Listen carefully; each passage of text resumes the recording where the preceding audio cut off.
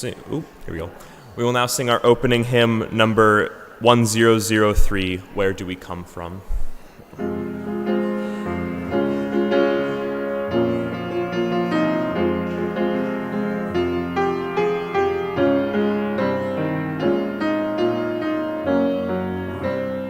Where do we come from? What are we? Where are we going? Where do we come from? What are we? Where are we going? Where do we come from? Where do we come from?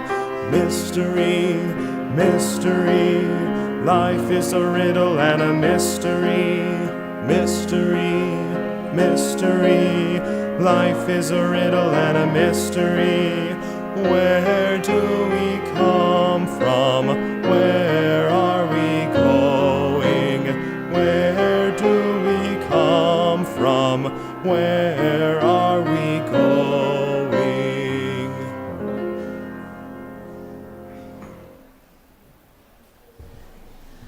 Wow, y'all sound wonderful. We're really getting the hang of this opening hymn thing. Maybe next week Andrew will get you to sing it in a round. And then we get to see what our hymn of the month will be for repair for November. But for now, good morning and welcome to the Unitarian Universalist Society. We're grateful to gather on this beautiful morning, and it is so wonderful to see your beautiful faces out here as we gather, and over there as we gather. As we gather, whether you join us today with joy in your hearts, weighted with burdens, or searching for meaningful connections, we are glad that you are here. I'm the Reverend Diana Smith, the minister of the Unitarian Universalist Society. My pronouns are she and her. I'm a somewhat tall white woman in my mid-40s with short, curly white and brown hair, blue and green glasses, and a multicolored stole with hands on it standing in UUS's pulpit in the front of our sanctuary. Our sanctuary and the adjoining religious education commons are filling with people of all ages, and through the window walls of our sanctuary, we connect with the beautiful outdoors, with earth, where it is a very warm fall day, where we can enjoy the changing of the seasons through the colors, while also taking advantage of these last few days of warmth.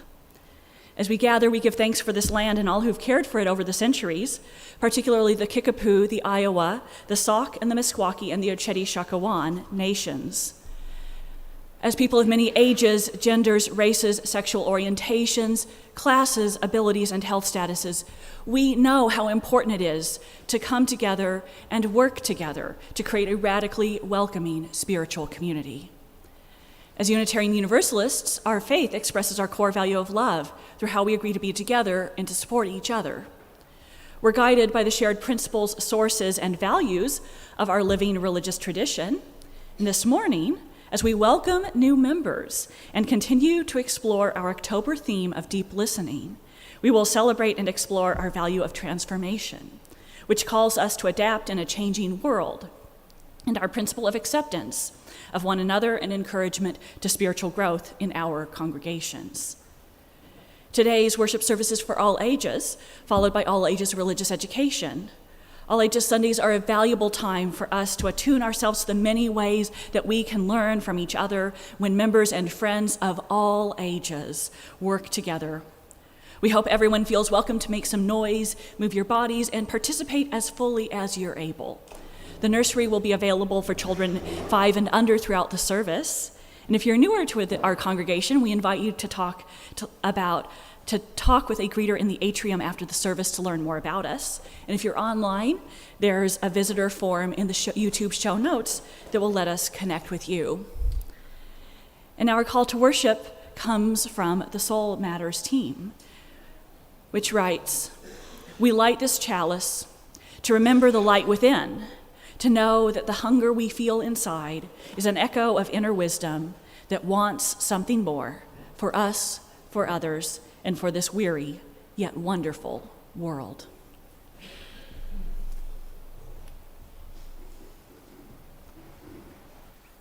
We will now sing hymn number 83, Winds Be Still. Please rise in body or in spirit.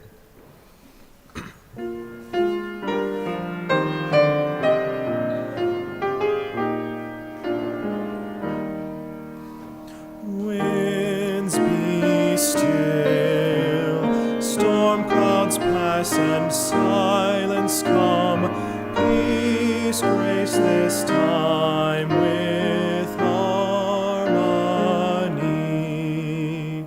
Fly, bird of hope, and shine, light of love, and in calm let all find tranquility. Bird, fly high, lift our gaze toward distant view. Help us to sense life's mystery. Fly high and far and lead us each to see how we move through the winds of eternity. Light shine in, illuminate our inward view. Help us to see with clarity. Shine bright and true, so we may join our songs in new sounds that become full symphony.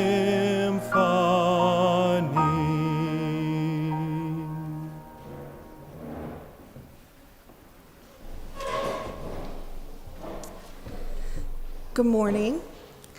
I'm Kezia Walker Cecil. I am a tall, mid-30s human with red hair and pumpkin orange pants that are making me very happy. My pronouns are she and they. As Unitarian Universalists, we light a flame within a chalice as a symbol of sanctuary, safety, and hope, to unite us in our worship and to remind us of our ongoing search for the light of truth. Please join me in saying our chalice lighting words as Riley lights our chalice.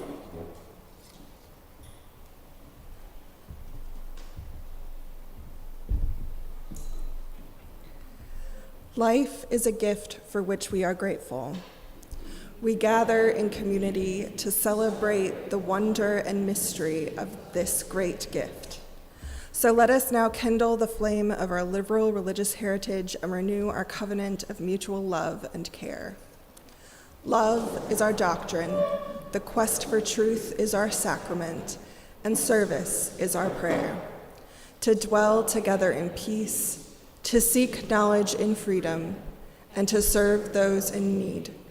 This we promise, this we covenant, with life and one another. Each week we light a candle for justice and healing to acknowledge our interdependence with the natural world and with all members of the global community, especially the most vulnerable. We light this candle so that we may not be numbed to injustice and trauma, but rather to find strength, courage, and love as we work in solidarity with others for liberation, justice, and healing. Together, we create resilience and hope. Today, as we light this candle, we're particularly mindful of those recovering from Hurricane Milton and the tornadoes in Florida, as well as others suffering from wildfires all across North America. As I light this candle, let us hold a time of silence to listen to our hearts and bodies, or perhaps to lift up prayers.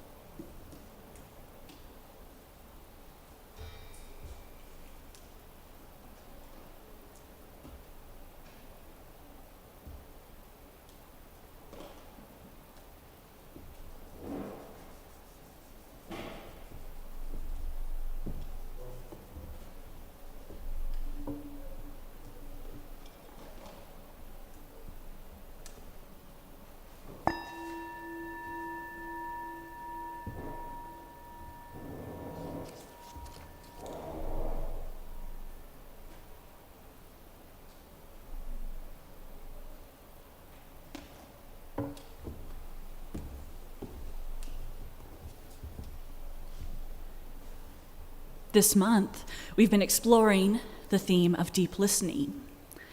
We started by hearing from some of our members about how they're nourished by and give back to this congregation, and how we can each and all help enrich the spiritual lives of others. Together, we reflected on how we figure out where, to paraphrase theologian Friedrich Buchner, our deep gladness, the things that make our hearts sing, and the world's deep hunger, or its deep need, meet. It's most fulfilling when we use our gifts in those places, the places where our deep gladness meets the world's deep hunger. And figuring that out takes listening to ourselves and to the world. So last week, we reflected on how we listen for the holy no's and holy yeses in our lives. Today, we're celebrating and exploring listening in some different ways. We're going to be finding out more about why we sometimes hear different things when we listen to the same people or to other sounds.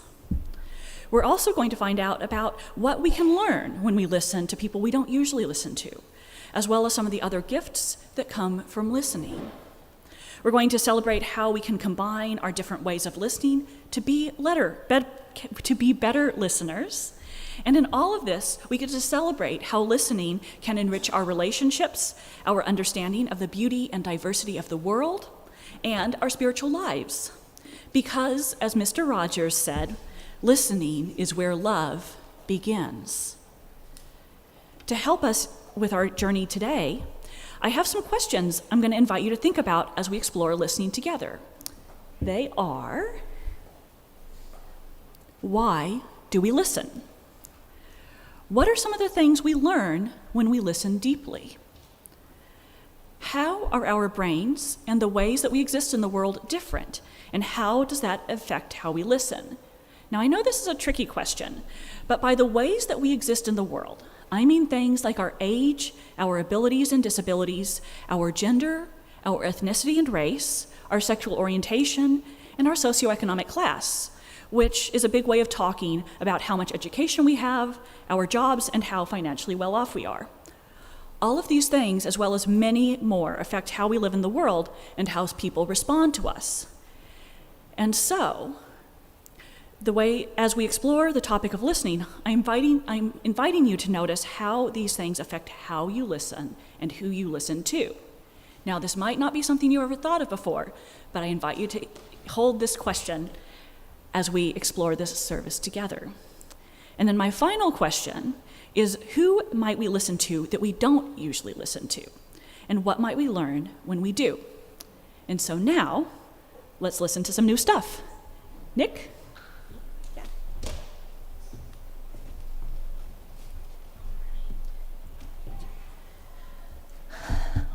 Good morning, everyone. Good morning. Thank you. My name is Nick Kaplan. My pronouns are they, them, and I am the grateful director of Lifespan Religious Education here at UUS. I'm going to play a sound for you from my phone. We tested it out. The microphone's going to pick it up, but there's going to be a little bit of time in between every now and then as I cue up exactly the moment in the video that I need for us to listen to. Then I'm going to ask you a question, okay? So you have to listen very carefully. For some people that might mean slowing your body down. For others that might mean closing your eyes. So I'm going to play the sound from my phone, and then I have a question for you, okay? It's a short sound. Let's listen.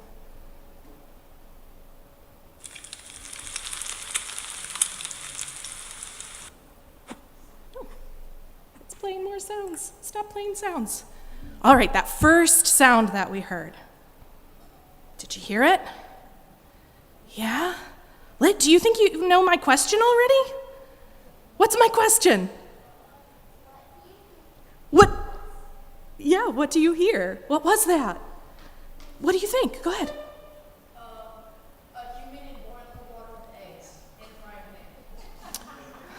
Okay, I'm gonna shorten that to a frying pan. Things in a frying pan. is what Riley said. What do you think? Ice melting. Oh, what did other people hear? Yeah. A fire. Awesome, yeah. What did you hear? Sarah? Water. So like water falling or like swishy? Water falling, like rain maybe? How many sounds did I play?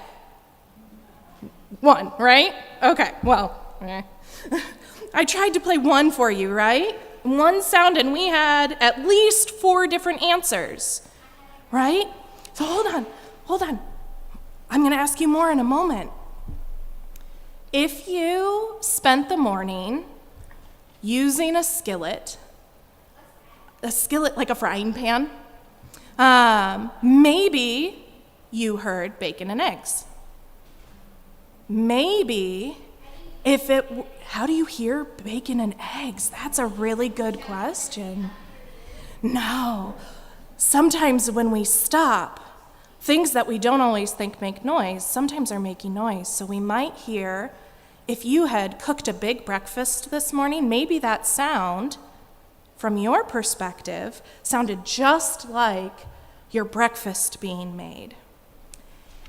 If it had been a really overcast day instead of clear blue skies, maybe more people would have heard what Sarah heard. Maybe you would have heard more falling rain, right?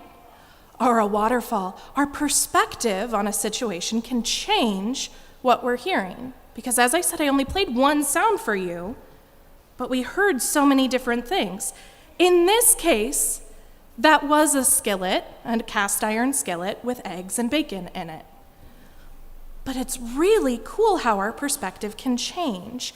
There are all sorts of fun things out there called auditory illusions, where depending on what your other senses are bringing in, you could hear different things, but also our inside experiences, the things that we've felt or done or are dealing with can influence our sounds or what we are hearing.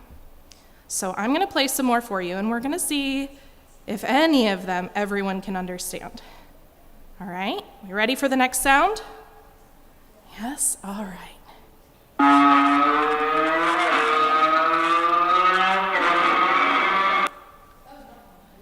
Yeah, Rory, what do you think?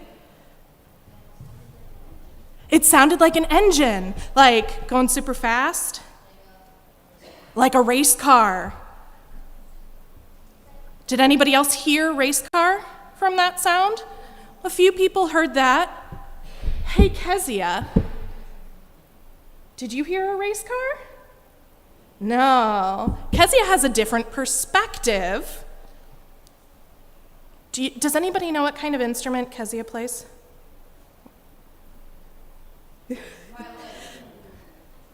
So Kezia has lots of experience listening to stringed instruments, right? Yeah, so from Kezia's perspective, what did you hear? It sounded like somebody going on a cello. On a cello. Did anybody else hear cello?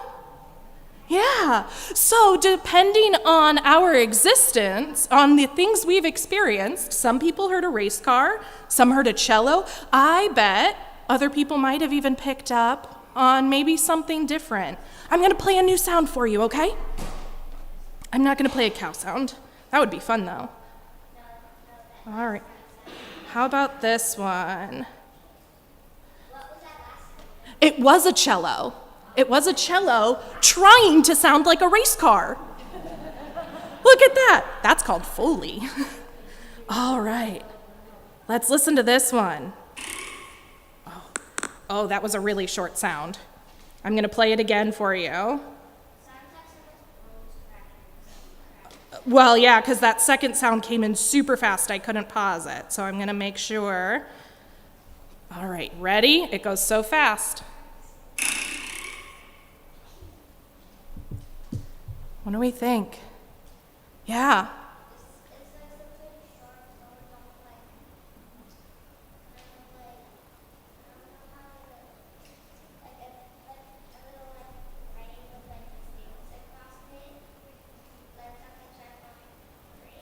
Oh, so something sharp being dragged across like a screen? Is that what I'm understanding? Okay, hold on, I'll get back to you. I'm going to go this way first. Okay, scratching? Yeah?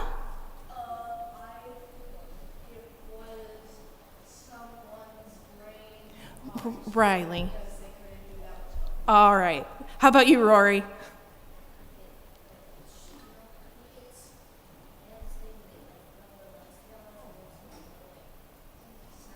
Okay, like a cricket rubbing their legs together, kind of like that sound. Yeah, did anybody hear a spring? Kind of like a boing. Some of our other participants heard a spring. Yeah, all the way at our AV table, Christine. Oh, a cat toy. All right. This was an everyday school item, though. This was a ruler on the side of a desk. Oh, I got a bit. Oh, yeah, once I told you what it was, that made sense. Yeah. So our experiences can affect what we're hearing. There are lots of cool videos and things out there about where they just change the video without changing the audio, and you see different sounds. You think you see sounds? Isn't that wild? So our perspectives really matter when it comes to listening. Even if we think that we're listening really, really carefully, because all of you were working really hard to listen, we were still perceiving different things. And that comes in other places of our life too. Thank you for helping me with that today. I'll be back up here later.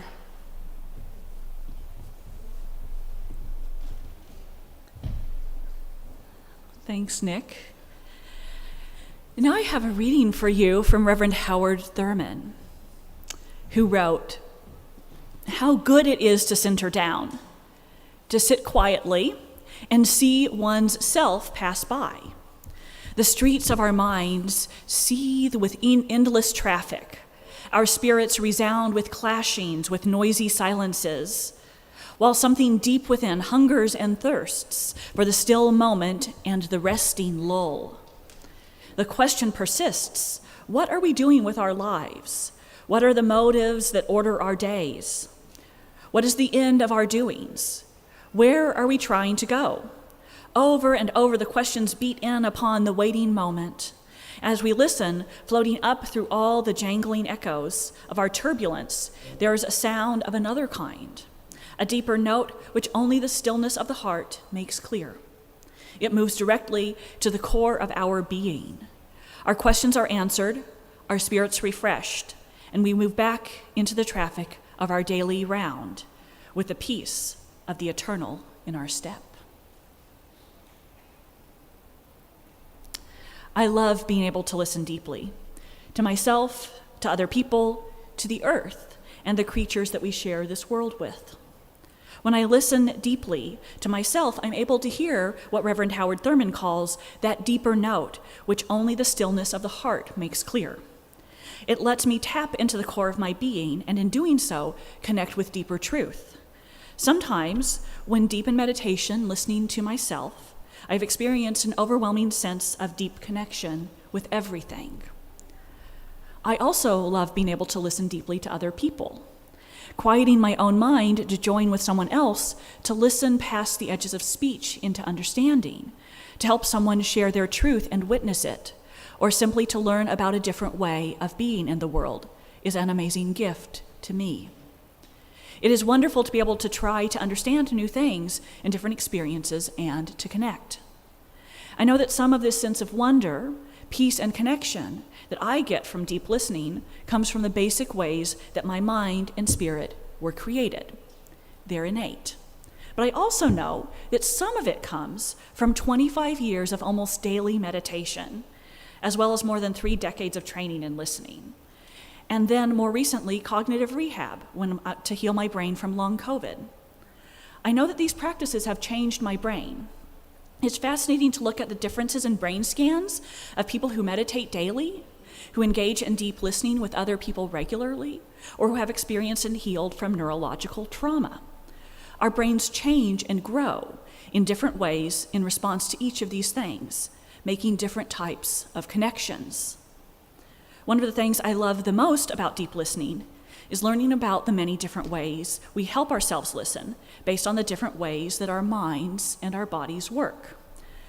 For me, deep listening to myself and others comes easily, and it's something I've trained myself to even more. And still, there are some things that help me listen better, like moving when I need to work out my own or someone else's big feelings, or looking at or sitting in nature, or closing my eyes. For some other people, deep listening doesn't come as easily. Some people find it easier to deeply listen to themselves. Some people find it easier to deeply listen to other people. And some people don't find any listening at all easy. And there are also other things that help people listen. Listening happens differently for each of us who are leading this worship service today. Now, I've shared some of how I listen and what helps me listen better. And now Bridget, Nick, and Kezia are each going to share some of what they value about listening or what helps them listen. And Bridget is going to start.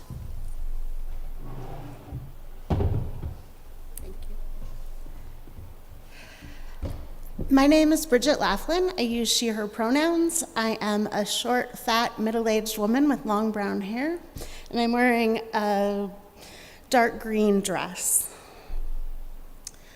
When I was in seminary, I took a class on discernment, and one of the tools that they talked about a lot was listening to what the author Parker Palmer calls the still, small voice inside. And I told my professor that that voice inside me was not still and small. It was rowdy and loud. For some of our brains, especially those of us that are neurodivergent, it can feel like a failing when we can't center down and find that stillness in our hearts that Howard Thurman talked about. Trust me, it's not a failing. We are infinitely diverse in how we think, feel, and process. Whatever you want to call that voice inside, spirit, God, conscience, your best self, it will make itself known to you if you look for it. For me, it's often in dreams or just a feeling of deep knowing when I wake up. Sometimes I feel the spark in the middle of an artistic endeavor or experience. Just know that if that still small voice isn't something you can hear, you are not broken or flawed. There's not one singular way to connect to that voice. You can find your own unique way, and it'll be beautiful.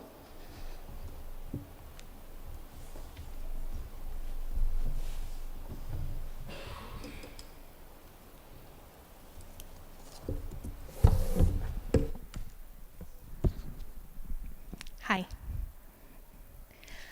I'm still learning how to listen to that voice inside of me. Like Bridget, that voice inside of me is not still or small. Sometimes it is so loud that I have to work really hard to be able to listen to people or things going on outside of me. I've practiced lots of different ways to help me deeply listen to the people around me. For as long as I can remember, if I have to be on the phone, I would much rather be pacing around, sometimes in circles around a table, which got kind of tricky when I was growing up and our phones were connected to the wall. But playing with that cord, another great way to move my body and listen through movement. In college, I would make cording or knit while my professors talked. That was something that I needed to do. If I didn't have something to do with my hands, there was a good chance that that lecture was not going home with me. I just couldn't. Now, I use lots of different techniques to deeply listen, and what works some days does not work other days. Listening, especially to myself, is hard work a lot of days. but it's hard work worth doing. When I deeply listen to others, we get to experience a deeper sense of connection, and that is so important to me. When I am able to deeply listen to myself, I find myself connecting more fully with my core values of compassion and growth. Thanks.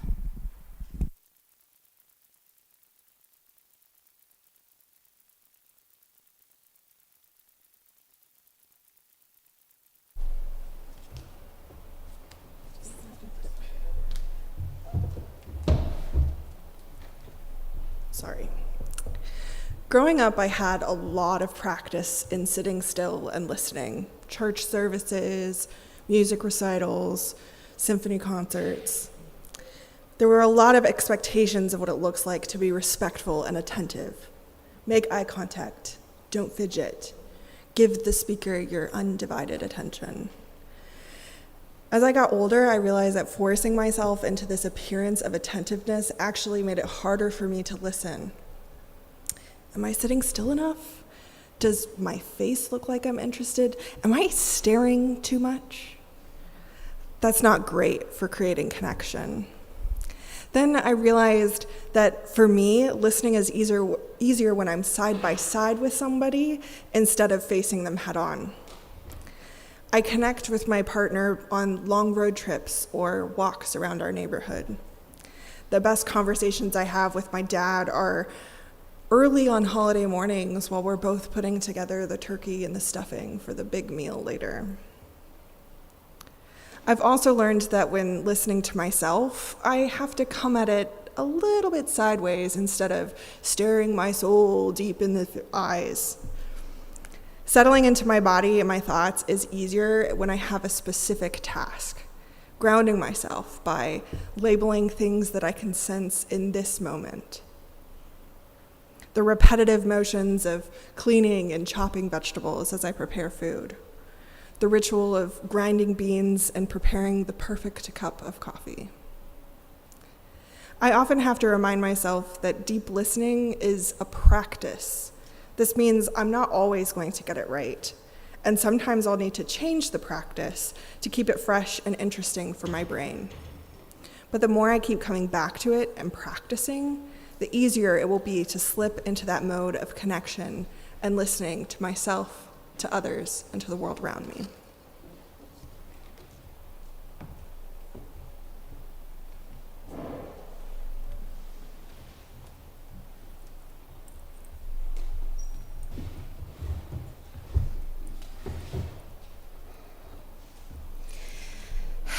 It's now time for our meditation.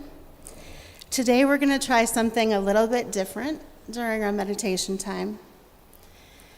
We're going to try something called ASMR.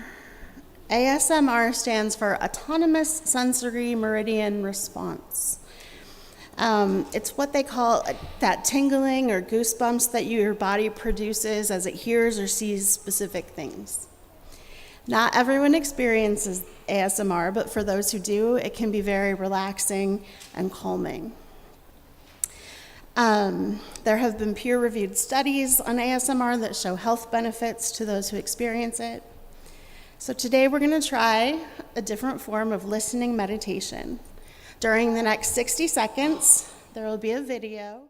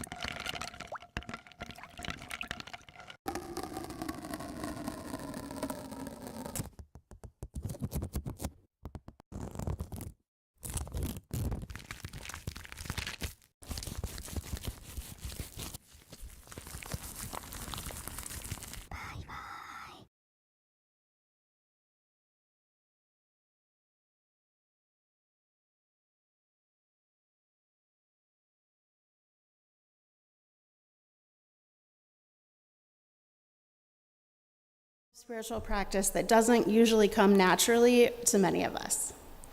It actually requires us to take the practice part of spiritual practice really seriously. So today we're going to do some practicing. We're going to try an improvisational exercise which fosters deep listening skills and encourages empathy. It works like this. We're going to break into pairs or trios, 2 or 3 people, and the first person will start a conversation. The next person will begin the next part of the conversation by repeating the last sentence or phrase that the first person says. And then the first person will continue the conversation by repeating the last sentence or phrase that that person said. It continues like that. Nick and I are going to do a little demonstration because it's difficult to understand just with the explanation.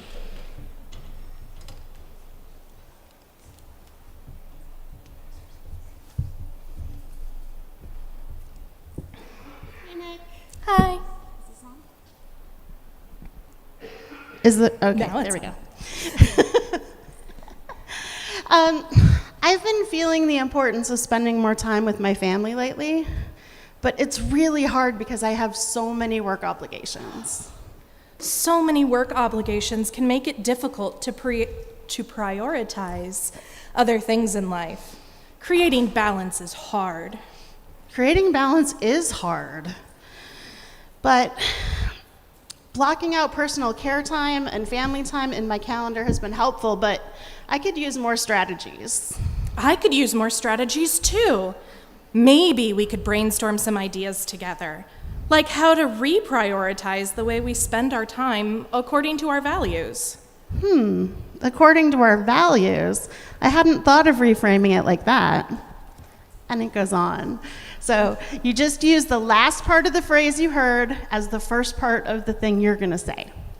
So we are going to start with a prompt, things that are important to me. So pair up in groups of 2 or 3, and we'll have a few minutes to try this out.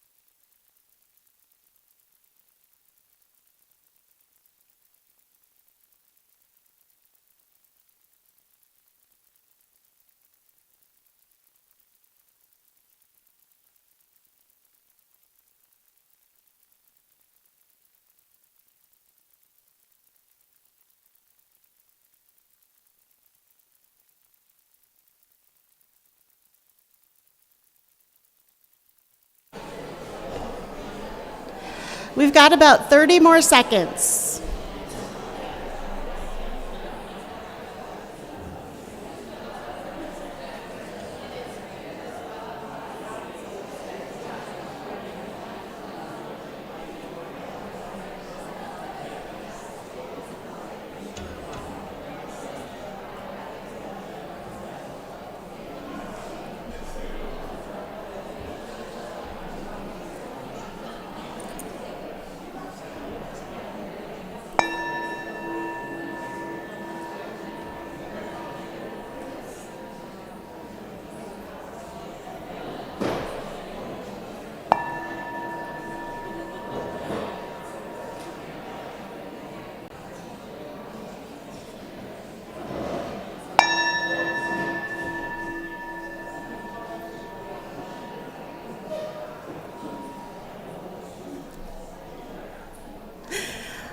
Welcome back. I hope you all enjoyed your conversations and noticed how connecting in this way with what your partner said heightened your ability to listen. You had to listen all the way to the end of what they said instead of thinking about what you were going to say while they were still talking. And repeating parts of what they said helps us gain empathy and understanding of the person that we're talking to. You might say we helped each other listen with this exercise. Thank you for practicing with us today.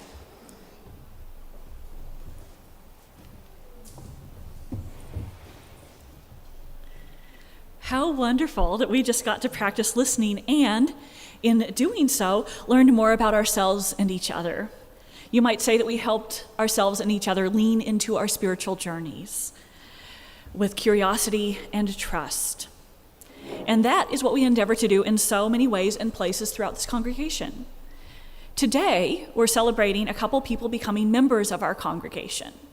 It's a special time in the life of a congregation when new people are welcomed into the covenant of membership, a time to rejoice in the gifts of this spiritual community.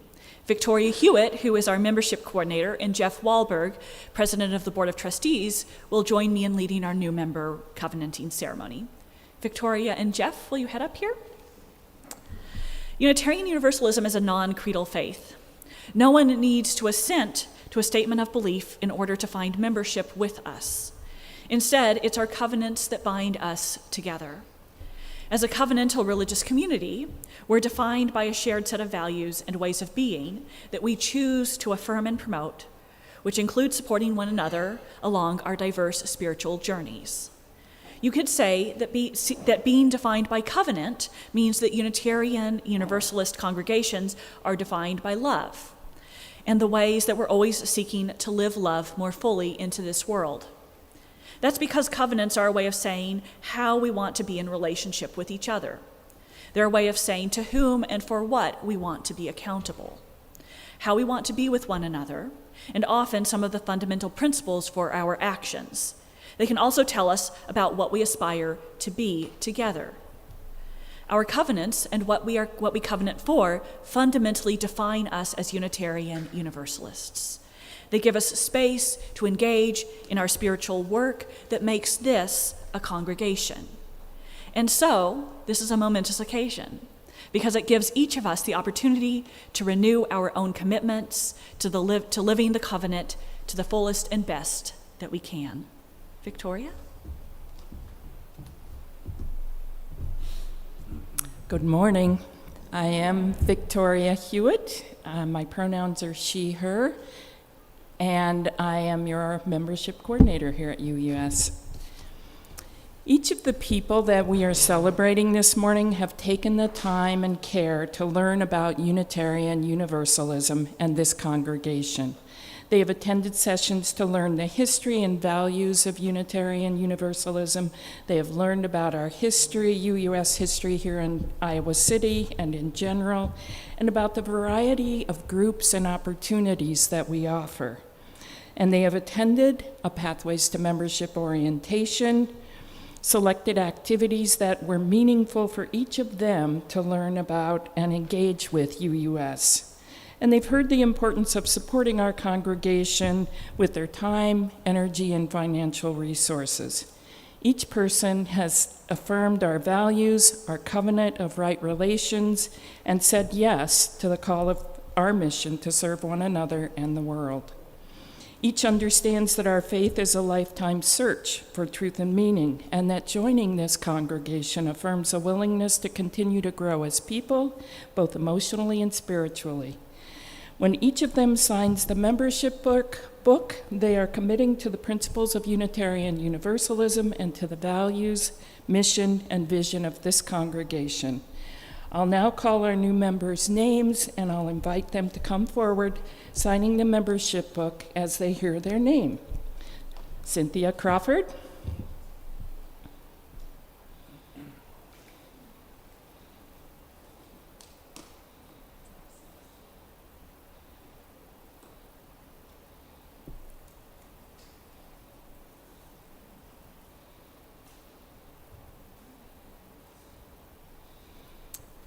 Sue Dasovich.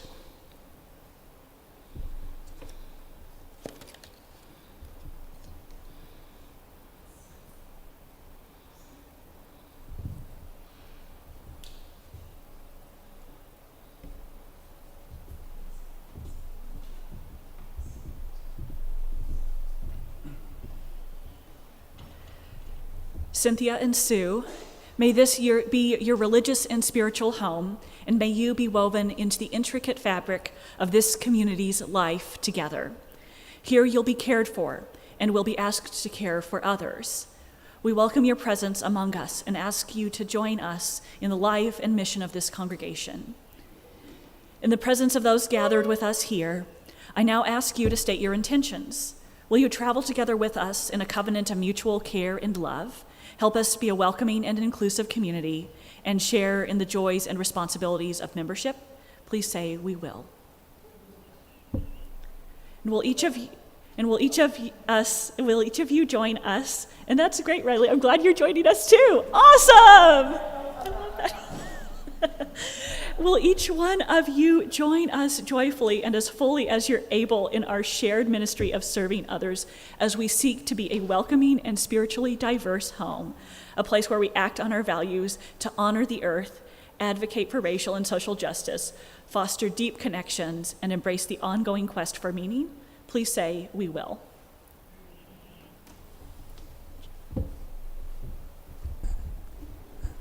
We want everyone to be able to welcome these new members. If you're here in the sanctuary, I invite the members of the congregation to say, we will, when I indicate. If you're online, I invite you to extend your welcome to our new members using the comment function or by dropping them an email. So now will you, ongoing members, joyfully welcome these persons into our congregation, invite them into our shared ministries, be open to their unique gifts and wisdom, and covenant to travel with them and each other in friendship, respect, and love? Members of the congregation, please say, we will. We will. Do you renew your promise to travel together with one another in a covenant of mutual care and love, to help us be a welcoming and inclusive community, and to participate in our shared service to one another and the world as fully as you are able? If so, please say, we do.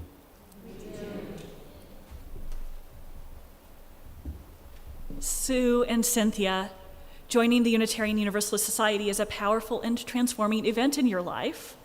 Membership comes with both gifts and responsibilities. Within this community of seekers, you'll be challenged to grow in spirit and to live out our UU values and principles in your lives within this congregation and beyond it. Ours is a shared ministry. You'll be called to offer the fullness of who you are as individual people in service of our mutual promises of love and care for each other.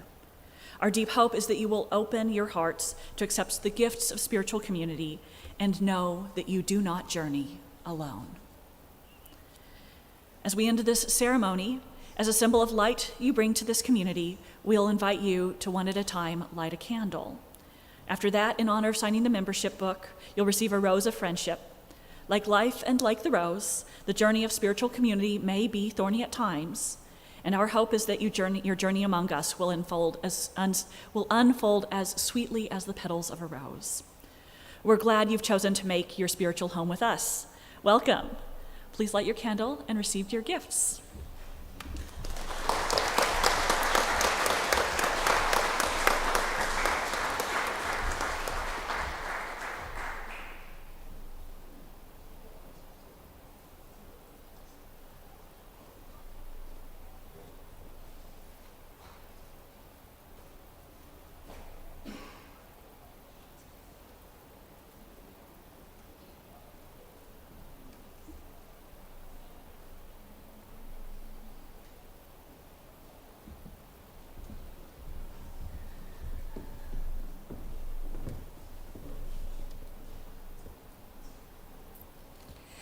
How we give, what we do with our lives, our time, and our resources is a reflection of our values. In response to the abundance we are blessed with, every week this congregation donates generously to organizations in the community whose work aligns with our values and principles. Our community partner agency this month is the Domestic Violence Intervention Program.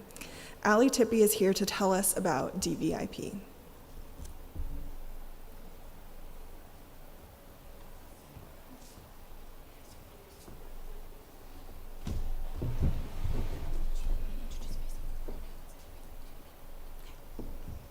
Hi, my name's Allie Tippie. I'm here as a representative of the Domestic Violence Intervention Program, and we are now also the Rape Victim Advocacy Program. We work here in Johnson County as well as eight full counties in the state of Iowa. So we do a lot of service work throughout this area.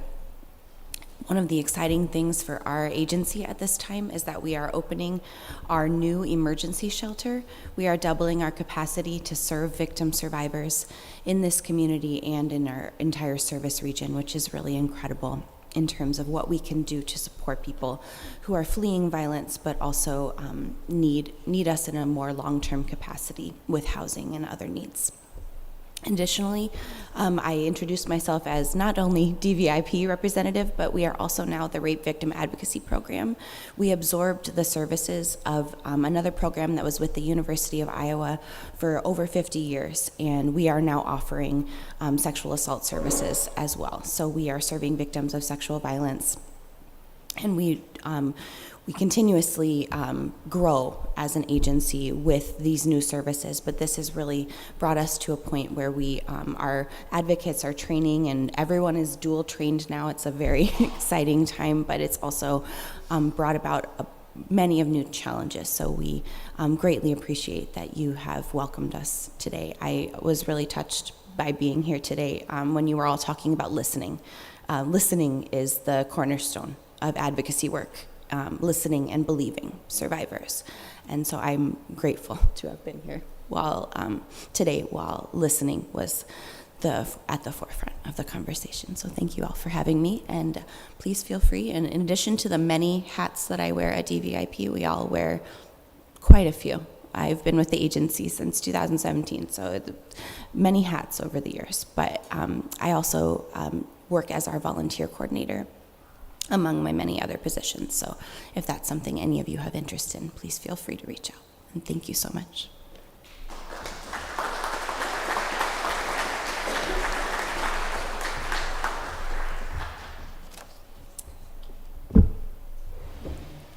In the sanctuary, the ushers will collect the offering. All cash contributions go directly to our community partner agency. You can follow the instructions on the screen to give online. If you're writing a check, please use the memo line to designate the purpose. In addition to assisting our community partner, you may contribute towards your pledge or make a gift to support our operating expenses. Today, we're also collecting books for the Antelope Lending Library and Little Free Libraries in Book Deserts. This is an activity that one of our religious education classes is doing to combat the social injustice of illiteracy. During the offertory, please bring forward any books you brought and didn't already place up here, or hold your book up and a student or teacher will bring it forward. I believe this basket here is for the books. There are two. There's one here and one here. The offering is a sign of commitment to this free congregation, which is completely supported by the generosity of all who join us. As we give and receive the offering, may we be transformed by our giving, and may the world be transformed by our gifts.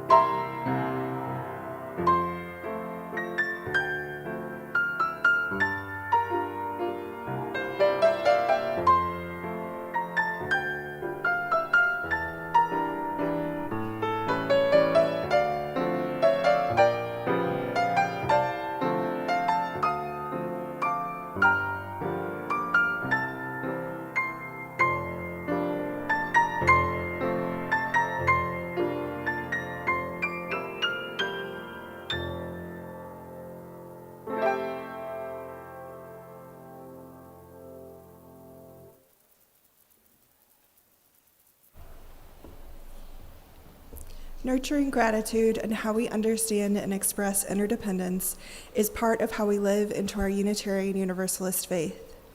May what has been shared today help us more fully affirm our interconnection and live into love and justice.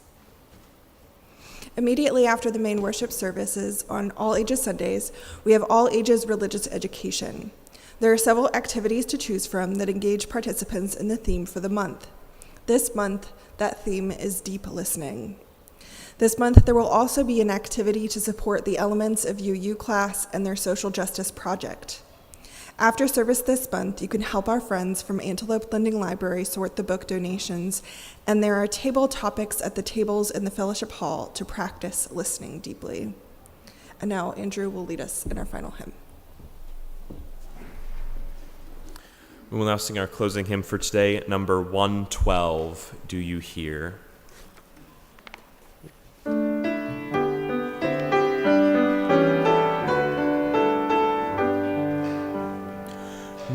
you hear, oh my friend, in the place where you stand, through the sky, through the land? Do you hear, in the heights, on the plain, in the vale, on the main, in the sun, in the rain? Do you hear, through the roar, through the rush, through the throng, through the crush? Do you hear in the hush of your soul, of your soul? Hear the cry, fear won't still. Hear the heart's call to will. Hear a sigh, startling trill in your soul, in your soul. From the place where you stand to the outermost strand, do you hear, oh my friend? Do you hear, all the dreams, all the dares, all the sighs, all the prayers? They are yours, mine and theirs. Do you hear,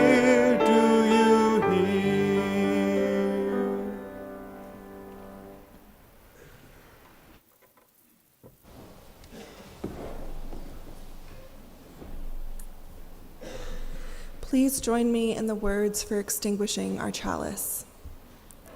We extinguish this flame, but not the light of truth, the warmth of community, or the fire of commitment. All these we carry in our hearts and in our minds until we are together again.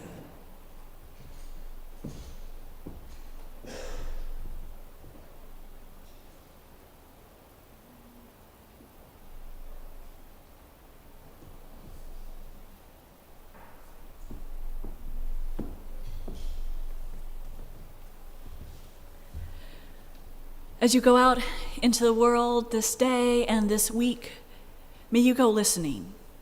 May you go listening ever more deeply and searching for and noticing the things that help you listen to yourselves, to each other, and to the wider world. Go in peace, love, and justice, living love ever more fully and fiercely into this world. Amen. And blessed, blessed be.